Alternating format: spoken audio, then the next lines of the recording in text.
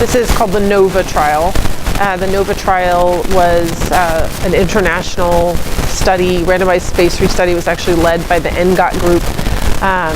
It's a study trying to answer the question of whether using maintenance PARP inhibitor, in this case the PARP inhibitor niraparib, improves progression-free survival, and then there's a number of other endpoints: overall survival, time to first subsequent therapy, chemotherapy-free interval, and a number of quality of life measures as well. But the main question is, does use of what we call maintenance therapy following chemotherapy for patients with recurrent ovarian cancer that's considered sensitive to platinum improves survival endpoints.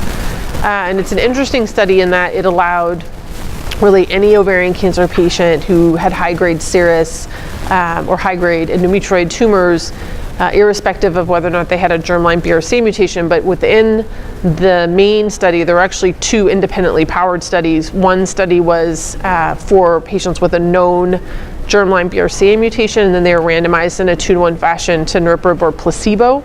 So patients could get really any sort of platinum-based chemotherapy that their physician felt was the best choice for them.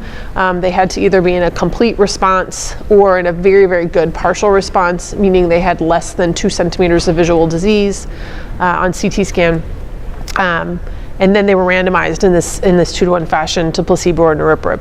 And then the other kind of just independently powered study was the same design, 2-to-1 randomization for patients without a germline BRCA mutation. And then within that group, there were a number of exploratory studies done within certain subgroups.